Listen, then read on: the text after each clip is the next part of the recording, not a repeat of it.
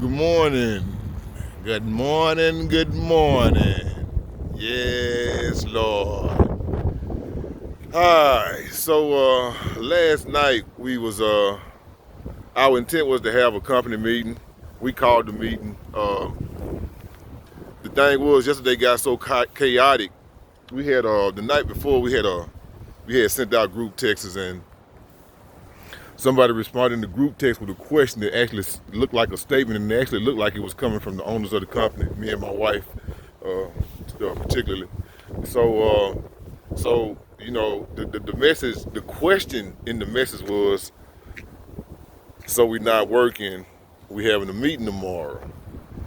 But it didn't have a question mark on the end. And when you out busy and you got something going on, and you see a text come through, you look at your phone, the first name you see is who you think it's coming from. So because it was a group text, and because I guess we started the chain, our name showed up, and my guys literally turned their alarm clocks off, turned their phones off.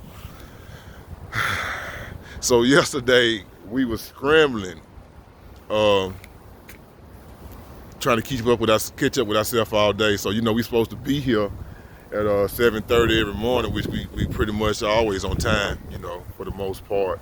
If we late, it's probably like a minute or two, or maybe one person here when it's supposed to be three people here, and the two people hadn't just made it inside yet. But yesterday, the case of yesterday was that the guys, I finally got them up and called their wives and their girlfriends, and they finally woke up like, no, man, you sent us a text message last night saying we weren't working today. And I'm like, read that text message again. That didn't come from us. And that was a question, not a statement from somebody who shouldn't have sent that question, because that was not part of the conversation. So they wound up getting here like 10:15. So we got started hours late.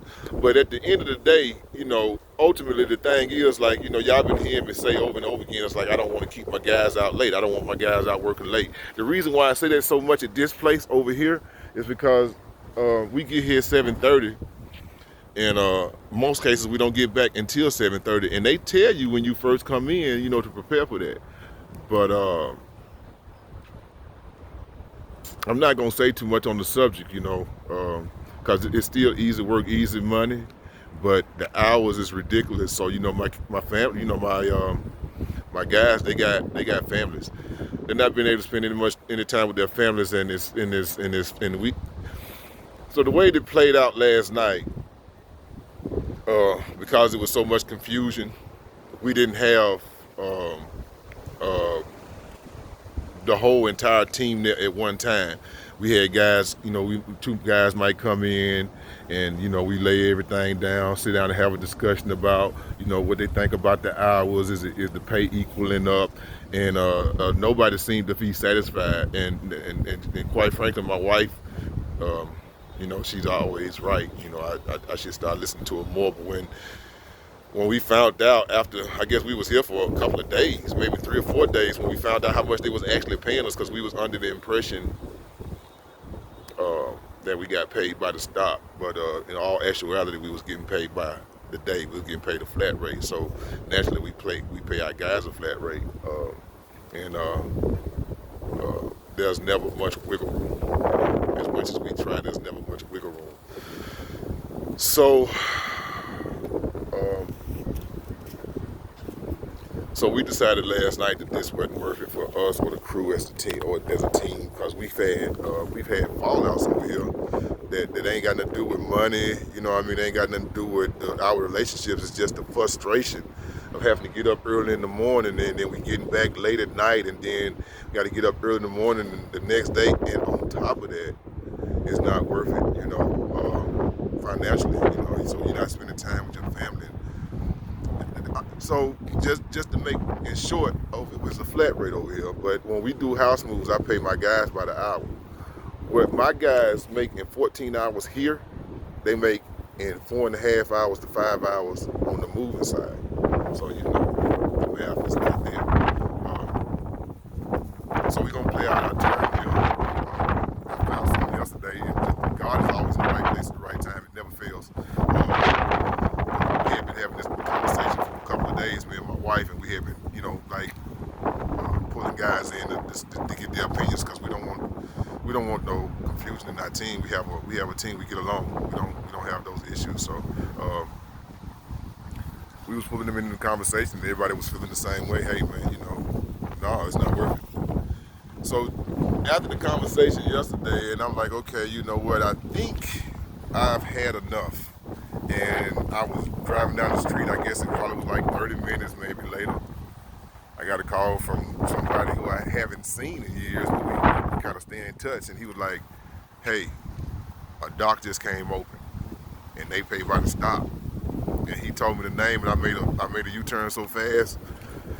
Um, so I had a face-to-face interview with the operations manager, and he after the interview he stuck out his hand. He extended his hand to me and said, welcome to the team. So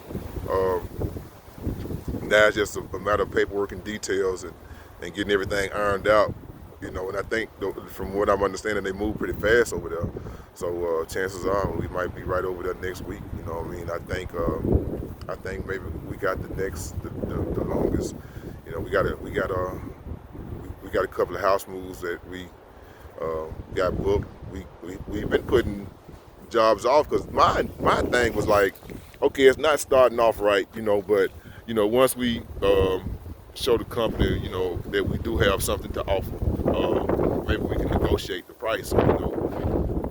My wife was, she didn't want to do all of that, so she showed up at this office a few days ago. I guess it was Tuesday, maybe Wednesday, to sit down and see if there was any room for negotiation, and come to find out there is no room for negotiation. So we decided, to go ahead and give a notice, do it the right way. The only way that we know how to do it the right way, keep our name, straight. It's just this is just not the job for us. Easy money. Easy work. Easy work sound like easy money, seem like easy money when it's presented to you, but when you sit down and you get to breaking the math down and getting add everything else up, it's I might as well be working at McDonald's, and I haven't done that since I was a teenager.